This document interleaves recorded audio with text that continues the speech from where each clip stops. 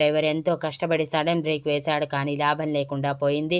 Ivan ఫోర్స్కి sudden brake వేసిన lorry ఆగకపోవడంతో అతను last సెకండ్లో లారీ గుద్దుకుని స్ట్రైట్గా ఆ రోడ్కి సైడ్ ఉన్న ఫుట్పాత్ చివరన పడ్డాడు. అలా పడటమే తల దగ్గర బలమైన దెబ్బ తగిలి ఆన్ ది స్పాట్ స్పృహ కోల్పోయాడు. అది చూసి లారీ డ్రైవర్ కంగారుగా కిందకి దిగితే ఇవాన్ ఆవేశంగా అతని దగ్గరికి వెళ్ళి తన కాలితో అతని మొహాన్ని అటూ ఇటూ జరిపి తల దగ్గర గట్టిగా దెబ్బ తగిలిందని అర్థం అయ్యి అనవసరంగా స్పృహ కోల్పోయినా కళ్ళు తెరిచి ఉండుంటే నీ పని చెప్పేసి ఉండేవాడిని, ఇప్పటికీ మించిపోయింది లేదులే అని ఎర్రబడిన కళ్ళతో ఆవేశంగా మాట్లాడుతున్నప్పుడే లారీ డ్రైవర్ ఇవాన్ని చేరాడు. అతను భయంగా సార్ మీరు ఏం చేశారు అని అడిగాడు. వీడిని తీసుకువెళ్ళి హాస్పిటల్లో పడే అండ్ ఏం జరిగిందనేది నీకు నాకు మధ్య ఉండాలి, పొరపాటున ఎవరికైనా తెలిసిందంటే అని ఇవాన్ డెడ్లీగా ఒక లుక్ ఇవ్వగానే ఆ లారీ డ్రైవర్ భయపడిపోయి చెప్పను సార్, చెప్తే నేను కూడా ఇరుక్కుంటాను కదా, కానీ ఏమని చెప్పాలి సార్, సీసీటీవీ ఫుటేజ్ కూడా ఉంటుంది కదా ఇక్కడ అని అతను భయంగా అన్నాడు. ఇక్కడ సీసీటీవీ ఫుటేజ్ వర్క్ కావటం లేదు, so don't worry and 1 minute తన కార్ దగ్గరికి వెళ్ళి 2 500 రూపాయల నోట్ల కట్టలు తీసుకువచ్చి లారీ డ్రైవర్కి ఇచ్చి వీడిని హాస్పిటల్లో జాయిన్ చేసి నువ్వు వెళ్ళిపో, ఎవరో యాక్సిడెంట్ చేసి తీసుకువచ్చా అని చెప్పు, అంతకుమించి ఏది అడిగినా నీకు తెలియదనే చెప్పు అండ్ ఎక్కడ యాక్సిడెంట్ జరిగింది అంటే ఇక్కడే అని చెప్పు అని చెప్పి ఇవాన్ తన దారిని తను వెళ్ళిపోయాడు. లారీ డ్రైవర్ ఆ డబ్బుని అయోమయంగా చూసి ఒక నిట్టూర్పు విడిచి అతనిని తీసుకుని హాస్పిటల్లో అడ్మిట్ చేసి వెళ్ళిపోయాడు. తన రూమ్కి చేరుకున్న ఇవాన్ ముందుగా ఇషిక వైపు కూడా చూడకుండా వెంటనే టవల్ తీసుకొని వాష్రూమ్లోకి వెళ్ళి ఫ్రెష్ అయి నైట్ ట్రాక్ వేసుకొని బయటికి వచ్చేసరికి చెంప కింద చేయి పెట్టుకొని నైట్ డ్రెస్లో నిద్రపోతున్న ఇషిక కనిపించింది.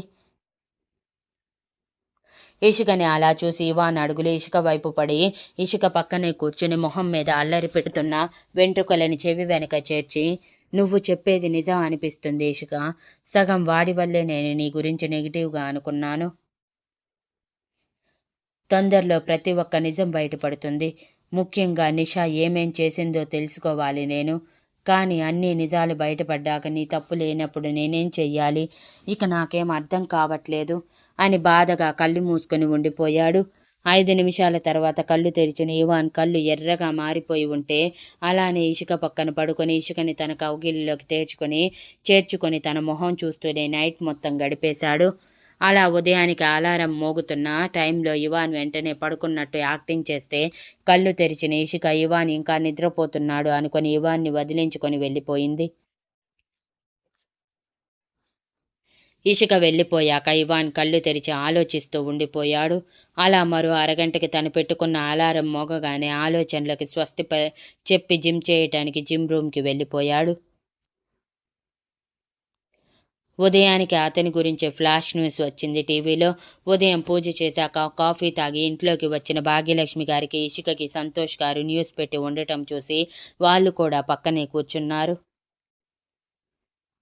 అప్పుడే సడన్గా టీవీలో అతని యాక్సిడెంట్ గురించి రాగానే షాక్ అయిన ఇషిక ఆ విషయం ఇవాన్తో చెప్పాలన్న ఆతృతతో జిమ్ రూమ్కి పరిగెత్తింది. థ్రెడ్మిల్తో ఎక్సర్సైజ్ చేస్తూ ఆలోచిస్తూ జిమ్ చేస్తున్న ఇవాన్ దగ్గరికి పరిగెత్తిన ఇషిక ఆయాసంతో రొప్పుతూ ఉంటే అది చూసిన ఇవాన్ పట్టనట్టే సైలెంట్గా ఉన్నాడు. 2 నిమిషాల తర్వాత తేరుకున్న ఇషిక సార్ రాత్రి నేను చెప్పిన అతనికి చాలా పెద్ద యాక్సిడెంట్ జరిగిందంట, టీవీలో వస్తుంది అని ఆశ్చర్యంగా మొహం పెట్టి అంది. తెలుసు, బికాజ్ అది జరిగేలా చేసింది నేనే అని చెమట హ్యాండ్ కీతో తుడుచుకుంటూ చాలా సింపుల్గా చెప్పాడు ఇవాన్. ఇవాన్ చెప్పిన దానికి ఇషిక కళ్ళు తేలేసి మీరు యాక్సిడెంట్ చేశారా, కానీ ఎందుకు అని భయంగా అడిగింది ఇషిక. అది నీకు చెప్పాల్సిన అవసరం లేదు అండ్ వీటికి నువ్వు దూరంగా ఉండు. 1 more thing, ఈరోజు మనం వాడిని చూడటానికి హాస్పిటల్కి వెళ్ళాలి అని సీరియస్గా చెప్పి రూమ్కి వెళ్ళిపోగానే వెనకే ఫాలో అవుతూ వచ్చిన ఇషిక డోర్ క్లోజ్ చేసి ఎందుకు వెళ్ళాలి అతని దగ్గరికి, వాడికి తగిన శాస్తి జరిగింది, వదిలేయండి అని కసిగా పళ్ళు నూరుతూ అంది. ఇవాన్ సడన్గా ఇషికని గోడకి లాక్ చేసి నేననుకున్నంత గుడ్ గర్ల్ ఏం కాదు నువ్వు, నీలో కూడా వైల్డ్ థాట్స్ ఉన్నాయి అని సైడ్ స్మైల్తో అన్నాడు. లేకపోతే అమ్మాయిని అవసరాల కోసం వాడుకునే వాడిని గుడి కట్టి పూజించాలా ఏంటి? ఇషిక వెటకారంగా అంటూ మనసులో, మీరు కూడా నన్ను అర్థం చేసుకోకుండా మీ ఇష్టం వచ్చినట్టు ప్రవర్తించారు అని సూటిగా ఇవాన్ కళ్ళల్లోకి చూస్తూ అనుకోగానే, ఇవాన్ తన మనసుని చదివినట్టు, నేను కావాలని ఏదీ చేయలేదు ఇషిక, అండర్స్టాండ్. ప్రతిసారి నీ ఇష్టానికి ఏది ఊహించుకోకు అని సీరియస్గా చెప్పి వాష్రూంలోకి వెళ్ళిపోయాడు. ఇషిక మాత్రం ఇవాన్ చెప్పిన మ్యాటర్ ఫ్యామిలీతో చెప్పాలా వద్దా అని 2 నిమిషాలు ఆలోచించి తనకెందుకు అనుకొని భుజాలు ఎగరేసి కిందకి వెళ్ళింది. ఆఫీస్కి రెడీ అవుతున్న ఇవాన్ ఎదురుగా నిలబడిన ఇషిక, సార్ మీరు ఈరోజు నన్ను నా ఇష్టానికి వదిలేస్తానన్నారు. సో నేను ఈరోజు ఆఫీస్కి రాను. అండ్ నాకు ఆఫీస్లో ఏ వర్క్ లేదు. నా పర్సనల్ వర్క్ నేను స్టార్ట్ చేయాలి అని అంది. ఓకే, నీ ఇష్టం. బట్ వన్స్ హాస్పిటల్కి అయితే నువ్వు రావాలి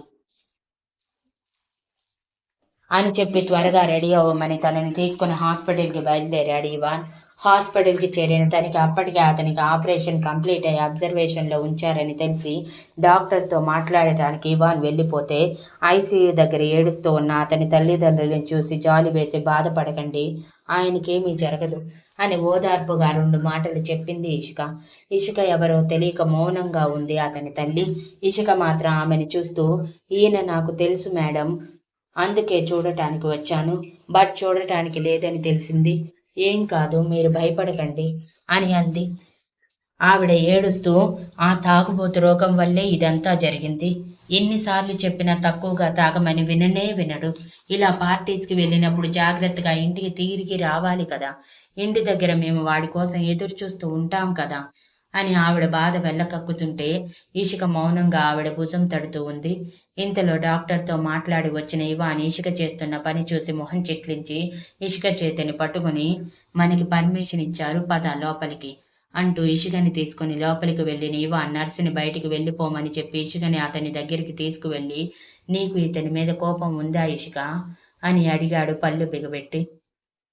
హాస్పిటల్ బెడ్ మీద చలనం లేకుండా ఉన్న అతన్ని చూసి జాలి వేయటంతో, ప్రస్తుతం ఏం లేదు సార్, మనం వెళ్ళిపోదామా అని అతడిని అలా చూడలేక అంది ఇషిక. కానీ నాకుంది అని ఇవాన్ ఆవేశంగా చెప్పి తన పక్కనే ఉన్న ఆక్సిజన్ పైప్ దగ్గర ఆక్సిజన్ ఆఫ్ చేశాడు. అంతే, ఆక్సిజన్ అందక అతను బెడ్ మీద గిలగిలా కొట్టుకుంటూ ఉంటే ఇషిక కళ్ళు తేలేసి, ఇవాన్ గారు ఏం చేస్తున్నారు మీరు అంటూ ఇవాన్ దగ్గరికి వెళ్ళి ఆక్సిజన్ ఆన్ చేయాలనుకుంది. కానీ ఇవాన్ తనకి ఆ ఛాన్స్ ఇవ్వకుండా, వాడు నీ విషయంలో ప్రవర్తించిన దానికంటే ఇది చాలా తక్కువ, నోరు మూసుకొని ఉండు అని ఇషిక 2 చేతులు ఒక చేతితో గట్టిగా పట్టేసి అతని హార్ట్ బీట్ చూపిస్తున్న మిషన్ వైపు చూస్తున్న ఇవాన్ అతని హార్ట్ బీట్ పూర్తిగా పడిపోతున్న చివరి క్షణంలో ఆక్సిజన్ ఆన్ చేశాడు.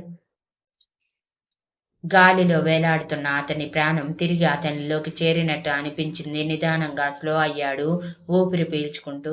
అది చూసిన ఇషిక కోపంగా తన చేతులు విడిపించుకొని ఇవాన్ చెంప మీద కొట్టి, మరీ రాక్షసుడిలా ప్రవర్తిస్తున్నారు మీరు, ముందు పదండి ఇక్కడి నుంచి అని వెళ్తూ నర్సుతో ఒకసారి డాక్టర్ని పిలవండి అని చెప్పి మరీ వెళ్ళిపోయింది. బయటికి వచ్చిన ఇషికకి ఇవాన్ని చూస్తుంటే భయం వేస్తున్నా అది బయటికి చూపించకుండా, ఇక నేను అనుకున్న ప్లేస్కి వెళ్తాను సార్ అని చేతులు నలుపుకుంటూ అడిగింది.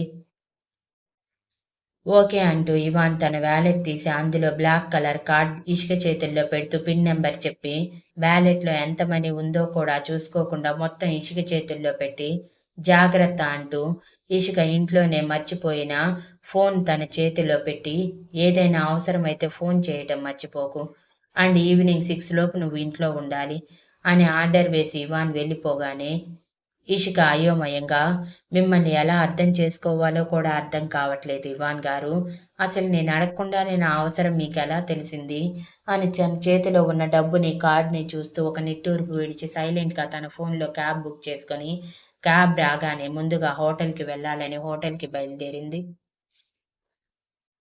ట్రాఫిక్లో 3/4 గంటకి హోటల్ చేరుకున్న ఇషిక రిసెప్షన్ దగ్గరికి వెళ్ళేసరికి అక్కడ గోపి ఉండటం చూసి షాక్ అయ్యి, మీరేంటి గోపి గారు ఇక్కడ అని అడిగింది.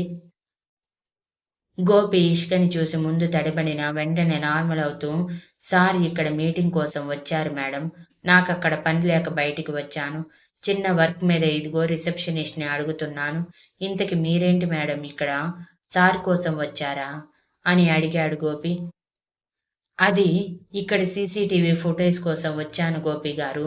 ఇంత పెద్ద హోటల్లో అలాంటివి ఉంటాయి కదా. ఆ పార్టీ రోజు జరిగింది తెలుసుకుంటే నాకు కొంచెం క్లారిటీ వస్తుంది. దానికోసమే వచ్చాను అనగానే గోపి ఇషిక వైపు చూస్తూ, నేను ఆ పని చేస్తాను మేడం. మీరు వేరేది ఏదైనా చూసుకోండి.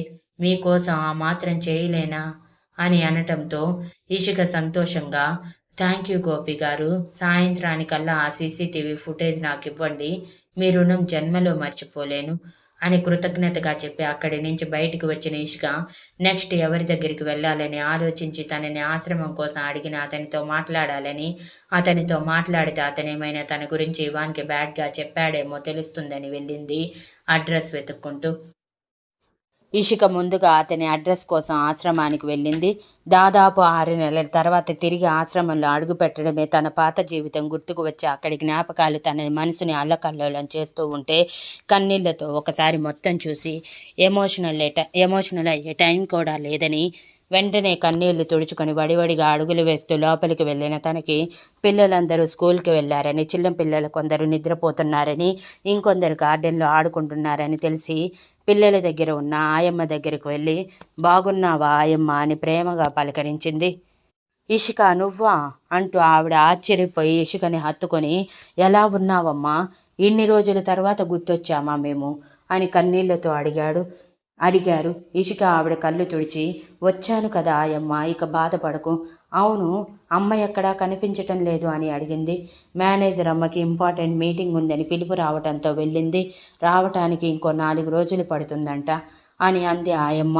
ఇంతలో ఇషిక గార్డెన్లో ఆడుతున్న పిల్లల్ని చూస్తూ, కొంతమంది కొత్త పిల్లలు వచ్చి జాయిన్ అయినట్టున్నారు అని ముద్దుగా ఉన్న మరో 5 కొత్త పిల్లల్ని చూస్తూ అడిగింది. హా, అవునమ్మా, ఇదిగో ఈ పిల్లలతో పాటు అప్పుడే పుట్టిన మరో 2 పిల్లలు కూడా జాయిన్ అయ్యారు. అయినా ఇప్పుడు మన ఆశ్రమానికి వచ్చిన డోకానే లేదు. నిన్ను పెళ్లి చేసుకున్న అబ్బాయి అన్నిటినీ చూసుకుంటున్నాడు. ఏ లోటు రాకుండా ప్రతి ఒక్కటి ఎప్పటికప్పుడు పంపిస్తూనే ఉన్నాడు. పిల్లలకి మంచి చదువు కోసం ప్రైవేట్ స్కూల్లో చెప్పే టీచర్లని పెట్టాడు మన స్కూల్లో. ఎంతైనా ఆ అబ్బాయి గొప్ప మనసున్నవాడమ్మా. నిన్ను పెళ్లి చేసుకోవటానికి ముందుకు రావటంతో పాటు ఇంతమందికి జీవితాన్ని ఇస్తున్నాడు అని పొగడ్తలతో ముంచేసింది ఇవాన్ని. ఆ విషయంలో మాత్రం ఇషిక నిజంగానే మనసులో ఇవాన్ని పొగడకుండా ఉండలేకపోయింది. నామమాత్రానికి తన కోసం ఆశ్రమాన్ని ఇస్తానన్నాడని దానిని వదిలేయకుండా ప్రతి ఒక్కటి మార్చేసి ప్రతి ఒక్కరిని తన వాళ్ళగా చేసుకుంటూ ఎవరికి ఏ లోటు లేకుండా ఎప్పటికప్పుడు అన్నీ చూసుకుంటూనే ఉన్నాడు ఇవాన్. అందుకే ఆయమ్మ అలా పొగుడుతుంది. ఇషిక తేరుకున్నాక, సరే ఆయమ్మ, నాకొక చిన్న విషయం ఇన్ఫర్మేషన్ కావాలి నీ నుంచి అంటూ ఆశ్రమం కోసం గొడవ చేసిన వాళ్ళ అడ్రస్ అడగటంతో, నాకు తెలియదమ్మా, మేనేజర్ అమ్మకి తెలిసేమో, డైరీలో ఉండుండొచ్చు అని అనగానే, సరే ఆయమ్మ, నేను వెళ్ళి చూస్తాను అని పిల్లలతో తనకి తెలిసిన వాళ్ళని పలకరించి తెలియని వాళ్ళని ముద్దు చేసి 15 నిమిషాల తర్వాత ఆఫీస్ రూమ్కి చేరిన ఇషిక, మేనేజర్ గారు డైరీ ఎక్కడ పెడతారో ఆల్రెడీ తెలిసే ఉండటంతో ఆ డైరీ తీసుకొని అందులో అతని అడ్రస్ రాసుకొని ఆయమ్మకి వెళ్ళి వస్తానని చెప్పి బయలుదేరింది. అలా ఇషిక అతని ఇంటికి చేరేసరికి అతని ఇల్లు డూప్లెక్స్ హౌస్ అవటంతో వాచ్మెన్కి పేరు చెప్పి అతనిని కలవాలి అని అడిగింది. వాచ్మెన్ ఇషికని పైనుంచి కింద వరకు చూస్తూ, సార్ ఇప్పుడు అవైలబుల్గా లేరు మేడం, మీరు వెళ్ళొచ్చు అని అన్నారు. ఇషిక టెన్షన్గా, అవునా, ఎక్కడ ఉన్నారు? ప్లీజ్, నేను అర్జెంటుగా ఆయనతో మాట్లాడాలి, ఒక్క ఛాన్స్ ఇవ్వండి అని బ్రతిమలాడటంతో వాచ్మెన్ లోపలికి ఫోన్ చేసి అడుగుతానని చెప్పి లోపలికి ఫోన్ చేసి ఇషిక అనే అమ్మాయి వచ్చిందని చెప్పటంతో వాళ్ళు బయటికి వచ్చి ఇషికని చూసి పళ్ళు నూరుతూ లోపలికి పంపించమని చెప్పారు. ఇషిక సంతోషంగా గుమ్మంలోకి అడుగు పెట్టడమే, వచ్చావా తల్లి, రా రా, నీకోసమే చూస్తున్నా. నీలాంటిది ఇంకా ఎందుకు బ్రతుకుంది? నీ వల్లే కేవలం నీ వల్లే నా కొడుకు ఈరోజు మంచానికి పరిమితమయ్యాడు అంటూ ఇషిక చేతిని పట్టుకొని ఒక బెడ్రూంలోకి తీసుకువెళ్ళి విసిరేసినట్టే వదిలేశారు. ఇషికకి వాళ్ళ మాటలు అర్థం కాక అయోమయంగా చూస్తూ ఉండగానే అలా విసిరేయటంతో కష్టంగా తనని తాను తమాయించుకొని డోర్ పట్టుకొని నిలబడి ఎదురుగా బెడ్ మీద చూసేసరికి చలనం లేకుండా ఉన్న బాడీతో కళ్ళు మాత్రమే తిప్పుతూ తన వైపు కోపంగా చూస్తున్న వ్యక్తిని చూసి షాక్ అయ్యి, ఏమైందండి మీకు అని అడిగింది. ఇంతలో అతని ఫ్యామిలీ మెంబర్స్ కూడా లోపలికి వస్తూ, ఏమైందా? నీ వల్లే, కేవలం నీ వల్లే ఇదిగో వీడిప్పుడు ఇలా ఉన్నాడు. నీ అందం ఎరవేసి ఇంకొకడిని పట్టావుగా, వాడు మా వాడిని ఈ పరిస్థితికి తీసుకువచ్చాడు అని అనగానే ఇషిక ఆశ్చర్యంగా, ఇవాన్ గారా అని అంది. ఇన్ని రోజుల తర్వాత మరోసారి ఇవాన్ పేరు వినటమే అతని శరీరంలో నరాలు ఉత్తేజమవుతూ చేతివేళ్లు కదిలించాడు. అది ఫ్యామిలీ మెంబర్స్ గమనించుకోలేదు, కానీ వాళ్ళు మాత్రం ఆవేశంగా, అతనే అనుకుంటా, ఏదో నా కొడుకు నీ మీద మోజుపడ్డాడని ఒక్కసారి వాడుకుంటానని అడిగినందుకు ఇలా శవంగా మార్చి మాకు అప్పగించాడు. పైగా వాడి గురించి బయటికి చెప్తే ఈ మాత్రం ప్రాణం కూడా మిగిల్చడంట. మమ్మల్ని బెదిరించి భయపెట్టి ఇదిగో ఇలా చేసేశాడు. కళ్ళెదురుగా ఎదిగిన కొడుకు మంచానికి పరిమితమైతే ఆ బాధ ఎలా ఉంటుందో నీకు తెలుసా అని అరుస్తూ ఇషికని కొట్టడానికి ముందుకు వెళ్ళారు.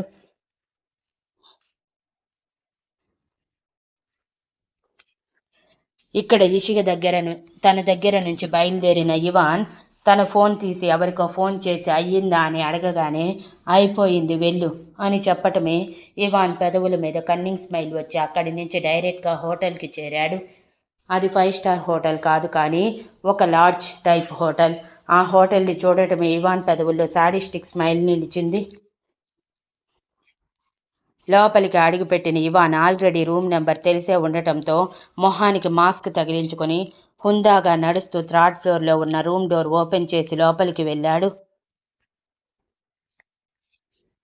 అప్పటికే నిషా 1 పీస్ డ్రెస్లో వయ్యారంగా రెడీ అయి బెడ్ మీద అంతకంటే వయ్యారంగా పడుకొని ఉంది ఇవాన్ కోసం ఎదురు చూస్తూ.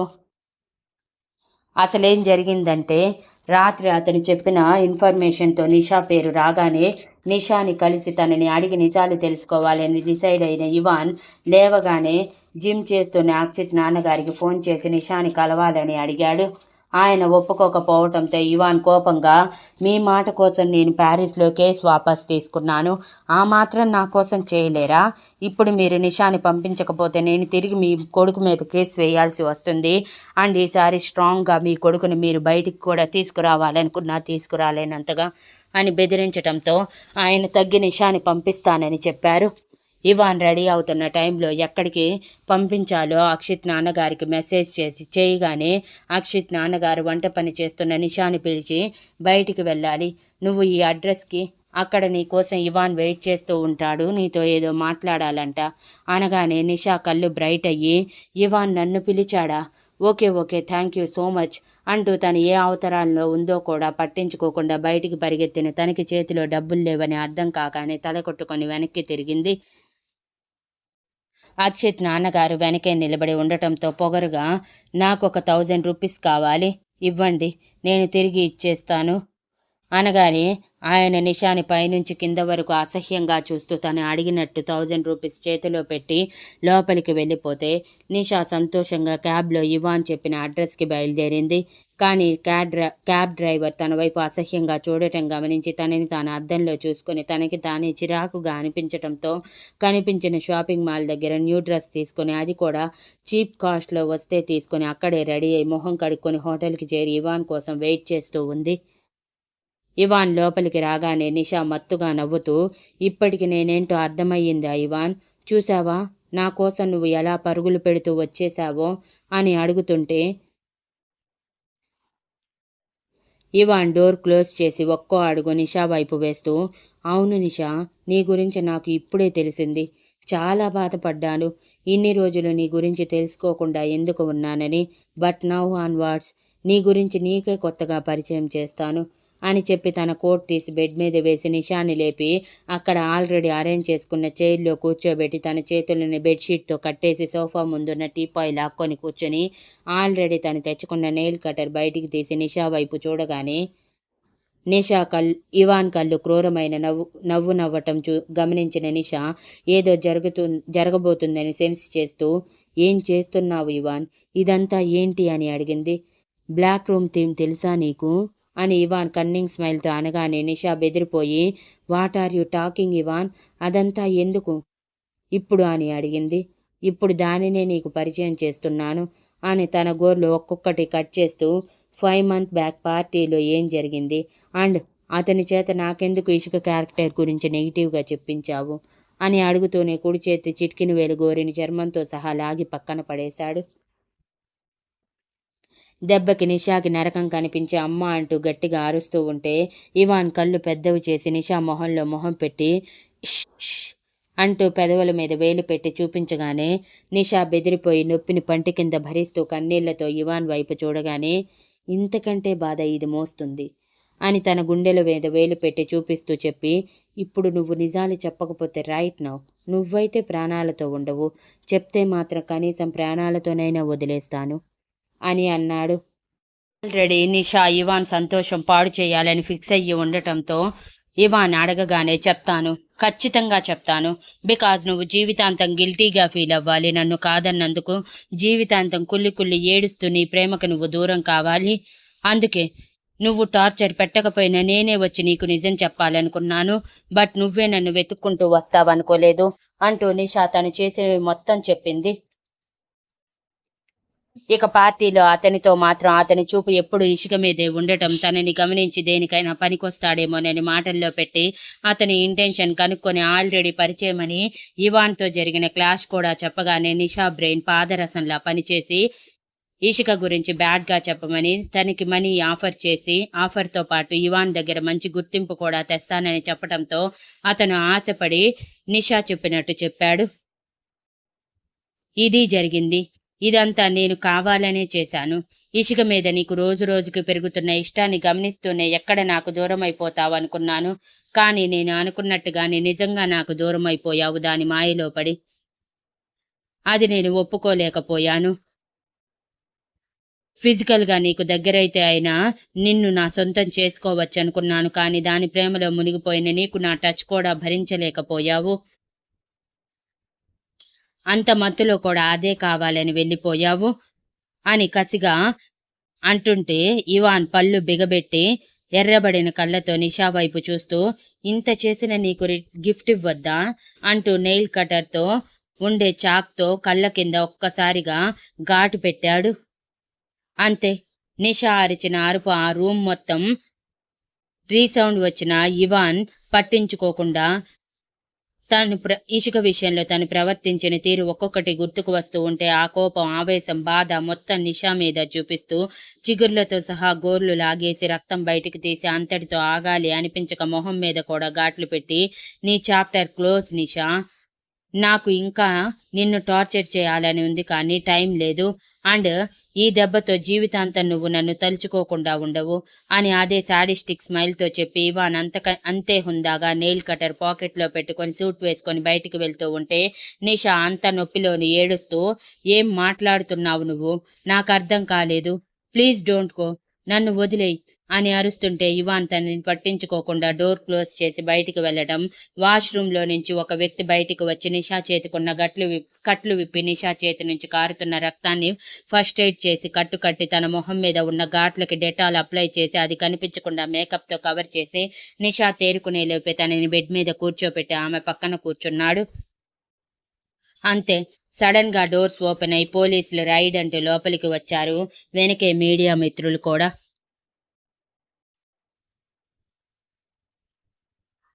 బయటికి వచ్చిన ఇవాన్ తన కార్లో బయలుదేరుతూ ఆల్రెడీ ఇషిక కోసం పెట్టిన సెక్యూరిటీకి ఫోన్ చేసి ఇషిక ఎక్కడ ఉందో తెలుసుకొని కార్ స్పీడ్ పెంచి, ఈ పిల్ల అక్కడికి ఎందుకు వెళ్ళింది, అసలు వాడితో ఏం పని అని పళ్ళు నూరుకుంటూ ఆల్రెడీ అడ్రస్ తెలిసే ఉండటం వలన ప్రయాణాన్ని స్పీడోమీటర్ ద్వారా కుదించి అరగంటలో అక్కడికి చేరుకునేసరికి వాచ్మెన్ గేట్ తీయనని చెప్పాడు. అయినా ఇవాన్ పట్టించుకోకుండా తన కార్తో గేట్ బద్దలు కొట్టి లోపలికి వెళ్లి గుమ్మంలో అడుగు పెట్టడమే ఒక రూమ్ నుంచి ఇషిక అమ్మ అన్న అరుపు వినిపించింది. అంతే, పెద్ద పెద్ద అడుగులు వేస్తూ లోపలికి వెళ్ళిన ఇవాన్కి ఇషికని కొడుతున్న అతని తల్లి కనిపించగానే కళ్ళు ఎరిపెక్కి ఇషికని తన వెనక్కి లాక్కొని ఒకే ఒక్క దెబ్బ ఆవిడ చెంప మీద కొట్టగానే ఆవిడ వెళ్లి కొడుకు మీద పడి అమ్మ అని అరుస్తూనే స్పృహ తప్పారు. అది చూసి మిగిలిన వాళ్ళు ఒక అడుగు భయంతో వెనక్కి వేస్తే ఇవాన్ కోపంగా, నువ్వేం చేస్తున్నావు ఇషిక? ఇక్కడ ఎందుకు ఇక్కడికి వచ్చావు అని కోపంగా అడిగాడు. ఇషిక ఏడుస్తూ అతనిని మీరే కొట్టారా?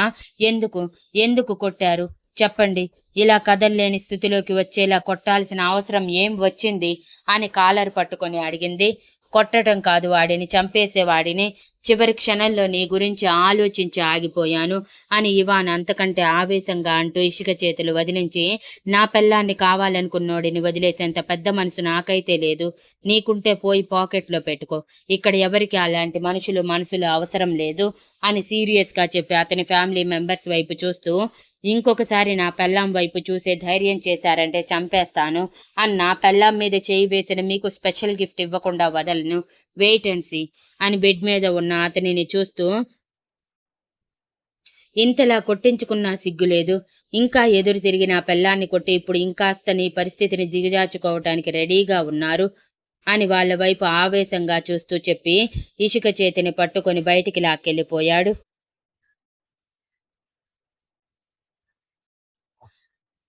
బయటికి వచ్చిన ఇషిక ఇంకా ఏడుస్తూ ఉంటే ఇవాన్ అసహనంగా కార్ స్టార్ట్ చేసి అది ఎటువైపు తీసుకువెళ్తున్నాడో కూడా పట్టించుకోకుండా ఇషికతో, ఎందుకు ఏడుస్తున్నావు? ఇప్పుడెందుకు ఏడుస్తున్నావు? నేనేమైనా తప్పు చేశానా? అయినా నా దృష్టిలో తప్పు కానిది నీ దృష్టిలో ఎలా తప్పు అవుతుంది నాకు తెలియక అడుగుతున్నా చెప్పు అంటే, వాడు మాట్లాడింది తప్పు కాదు. నిన్ను వాడు పక్కలోకి రమ్మనగానే పోతావా నువ్వు అని అనగానే ఇషిక కోపంగా ఇవాన్ చెంప మీద కొట్టి, ఏం మాట్లాడుతున్నారు?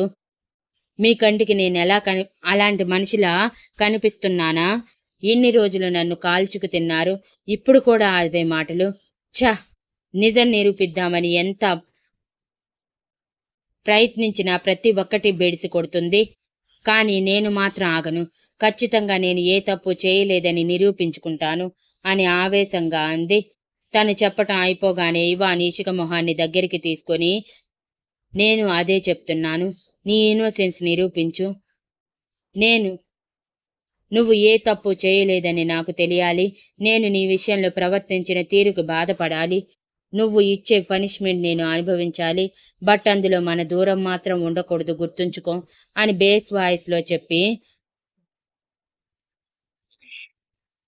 నిషా చెప్పింది గుర్తుకు వచ్చి ఇషికని వదిలేసి తన సీట్ బెల్ట్ తీసేసి వెనక్కి జారబడి కళ్ళు మూసుకుంటే ఇషిక ఏడుస్తూ ఉంది. ఎంతసేపటికి ఇషిక ఏడుపు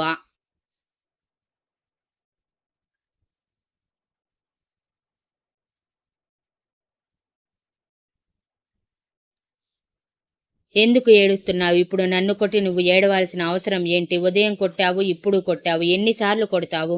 ఇంకొకసారి నా మీద చెయ్యి లేచిందంటే అని ఇషికకి వేలు చూపిస్తూ చెప్తుంటే, లేస్తుంది, ఎన్నిసార్లైనా లేస్తుంది.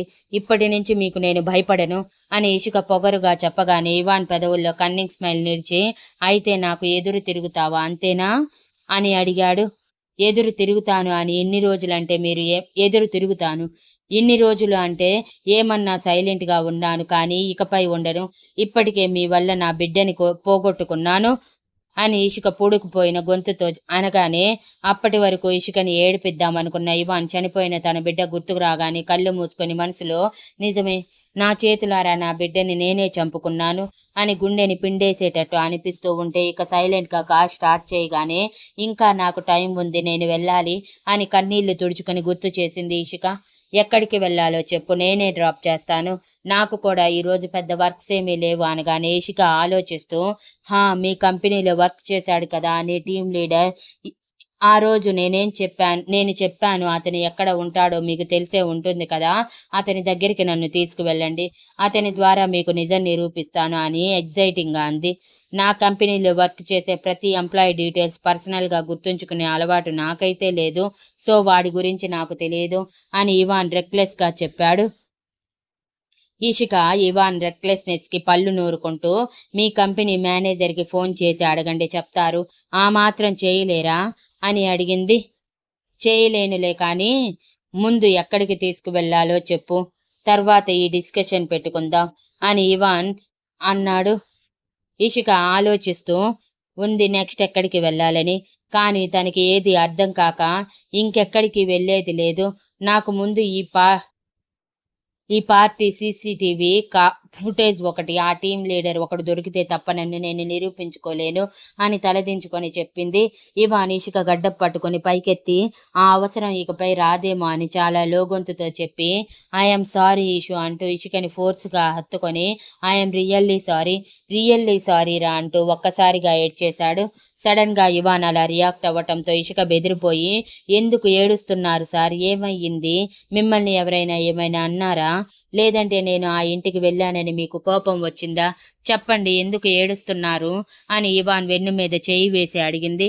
ఇవాన్ ఏ సమాధానం చెప్పకుండా అలానే ఏడుస్తూ ఉంటే ఇషిక కొంచెం కంగారుగా మిమ్మల్ని ఎప్పుడూ నేను ఇలా చూడలేదు, అసలు ఏం జరిగింది, ఎందుకు మీరిలా అయిపోతున్నారు, నేను కదా ఏడవలసింది, మీరెందుకు ఏడుస్తున్నారు, ప్లీజ్ ఏడవకండి, మీరిలా ఏడవటం నేనెప్పుడూ చూడలేదు, నాకసలు బాగోలేదు అని అంది. అంతే.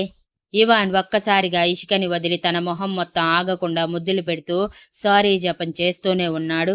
అది ఎందుకో ఇషికకి అర్థం కాక మౌనంగా ఉండిపోయింది. ఎలా రియాక్ట్ అయితే మళ్ళీ ఇవాన్కి కోపం వస్తుందేమోనని. అరగంట వరకు తనని తాను కంట్రోల్ చేసుకోలేక సారీ చెప్తూనే ఉన్నాడు ఇవాన్. ఇవాన్ కొంచెం నిదానించాక నా గురించి మీకు నిజాలన్నీ తెలిసాయా, అందుకే నాకు సారీ చెప్తున్నారా అని ఆశగా అడిగి ఎలా తెలిసాయి, ఎవరు చెప్పారు అని కన్నీళ్లతో ఇవాన్ కాలర్ పట్టుకుంది.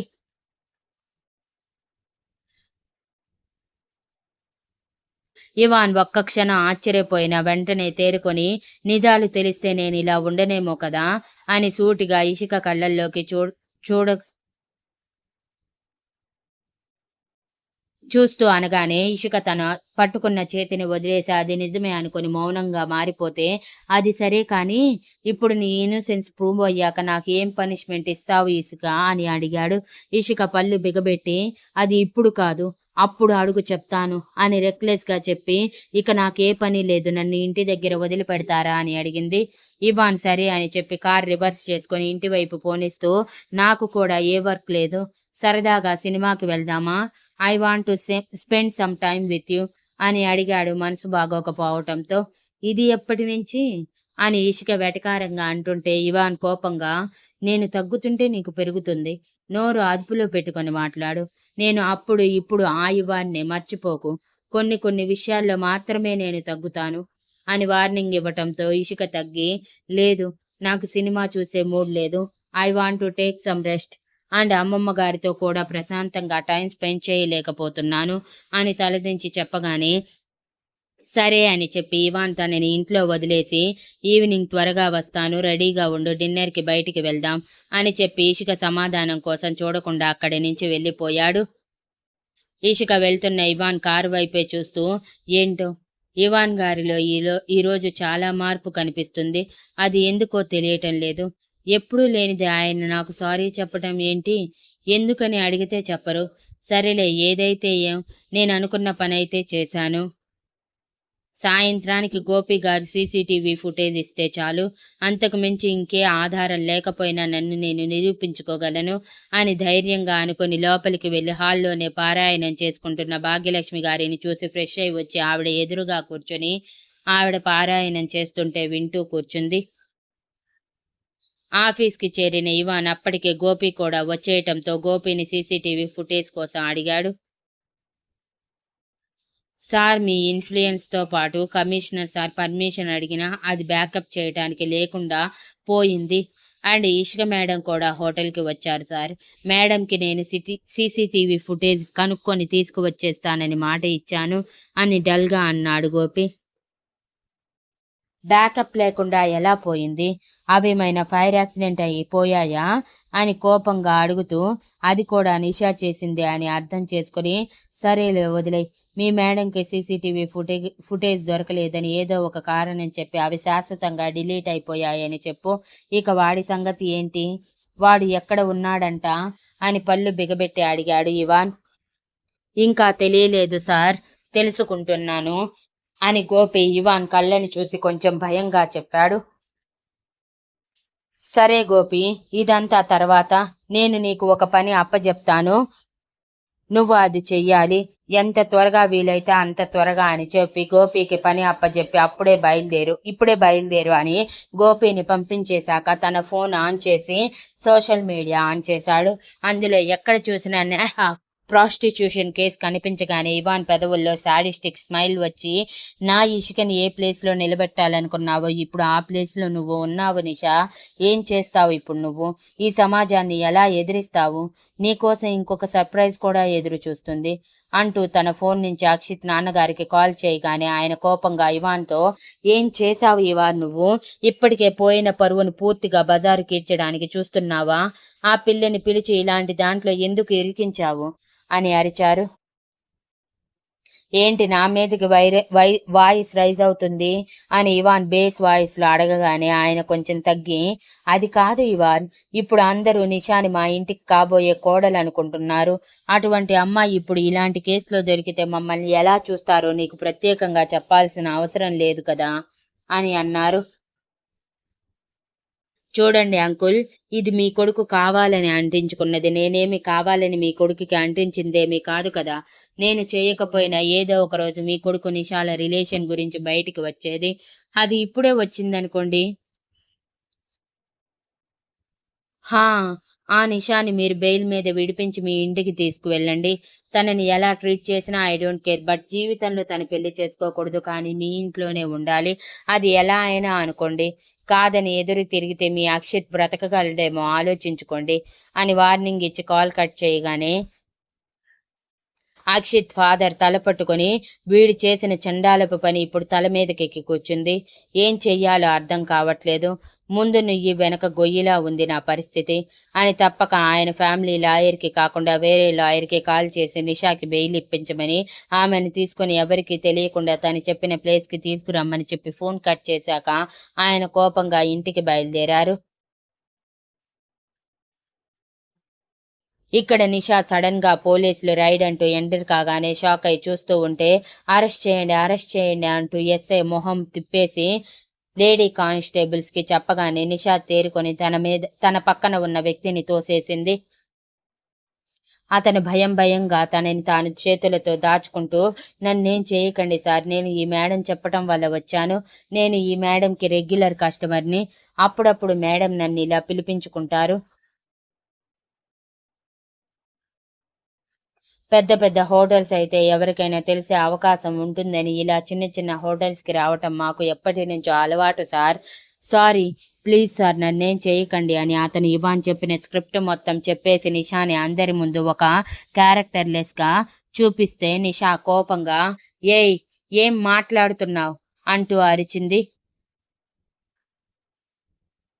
ఇంతలో మీడియా అదంతా లైవ్ రికార్డ్ ఇస్తూ, చూశారు కదా, టాప్ మోడల్ మిస్ నిషా నిన్నటికి నిన్న ఫ్యాషన్ షోలో చీటింగ్ చేసి దొరికితే ఇప్పుడు ఏకంగా ప్రాస్టిట్యూషన్ చేస్తూ దొరికింది అని ఇష్టం వచ్చినట్టు చెప్పుకుంటూ పోతుంటే నిషా జరిగింది చెప్పేలోపే తన కటకటాలు వెనకొండటం జీర్ణించుకోలేక అదంతా ఇవాన్ చేసిందని అర్థం కాగానే నిస్సారంగా మారిపోయింది. ఇవాన్కి ఎదురు వెళ్లే ధైర్యం లేక. ఇక అక్షిత్ నాన్నగారు చెప్పినట్టుగా లాయర్ నిషాకి బెయిల్ ఇప్పించి తనని బయటికి తీసుకురావటమే. మీడియా మొత్తం నిషాని చుట్టుముట్టి, ఇలాంటి పని చేయటానికి మీకు ఎప్పుడు సిగ్గుగా అనిపించలేదా? టాప్ మోడల్గా ఉన్న మీరు ఇలాంటి చిల్లర పనులు చేస్తూ దొరకటం మీద మీ అభిప్రాయం ఏంటి? ఎప్పటి నుంచి ఇలాంటివి సాగిస్తున్నారు? ఇవాన్ గారితో రిలేషన్లో ఉన్నప్పుడు కూడా ఇలానే చేశారా? అందుకే ఇవాన్ గారు మిమ్మల్ని వదిలేశారా? చెప్పండి మేడం అని అడుగుతుంటే నిషాకి తల ఎక్కడ పెట్టుకోవాలో అర్థం కాక మొహం దోసిలిలో దాచి కష్టంగా లాయర్తో పాటు బయటపడి అతడితో పాటు కారెక్కి జీవితం మీద విరక్తితో చచ్చిపోవాలన్న కోరిక కలుగుతుంటే ఇక బ్రతికి వ్యర్థమనిపించి కార్ డోర్ తీసుకొని దూకాలని అనుకుంది. తన ప్రయత్నాన్ని ముందే గ్రహించిన లాయర్ వెంటనే కార్ డోర్స్ లాక్ చేసి, మిస్ నిషా, మిమ్మల్ని జాగ్రత్తగా సేఫ్గా నాకు చెప్పిన వ్యక్తికి అప్పగించాలి. తర్వాత మీరు చచ్చినా ఐ డోంట్ కేర్ అని చెప్పి ముందే అనుకున్నట్టే ఒక నిర్మానుష్యమైన ప్లేస్లో కార్ ఆపి, నేను బయట ఉంటాను, మీరు ఈ డ్రెస్ చేంజ్ చేసుకోండి అని ఒక చుడిదార్తో పాటు బుర్కా ఇచ్చి, నిషా బుర్కా వేసుకున్నాక కిందకి దిగండి మేడం అని చెప్పి నిషా కిందకి దిగగానే 5 నిమిషాల్లో మిమ్మల్ని తీసుకువెళ్ళటానికి వెహికల్ వస్తుంది.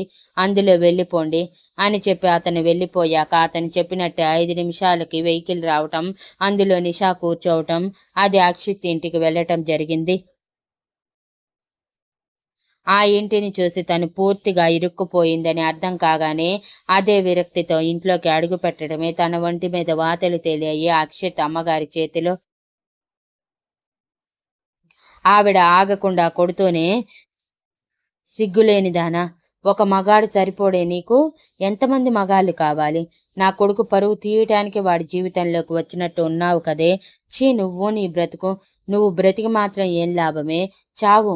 నువ్వు చావు అంటూ ఇష్టం వచ్చినట్టు కొడుతున్న నిషాలో చలనం లేదు. ఆయన ఆవిడలో కోపం తగ్గలేదు. అదంతా చూస్తున్న అక్షిత్ వాదర్ ఏమీ పట్టనట్టు సైలెంట్గా ఉంటే తన రూమ్లో ఉన్న అక్షిత్ సోషల్ మీడియా ట్రోల్స్ చూస్తూ బీపీ పెంచుకుంటూ ఉన్నాడు.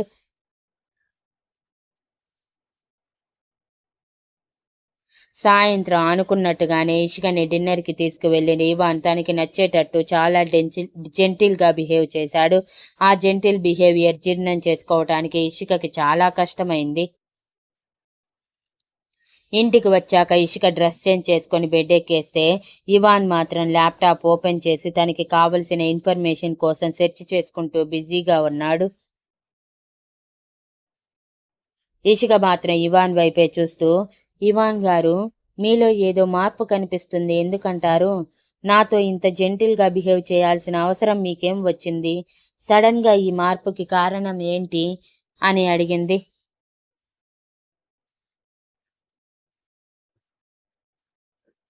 Thank you for listening and please like, share, comment and subscribe.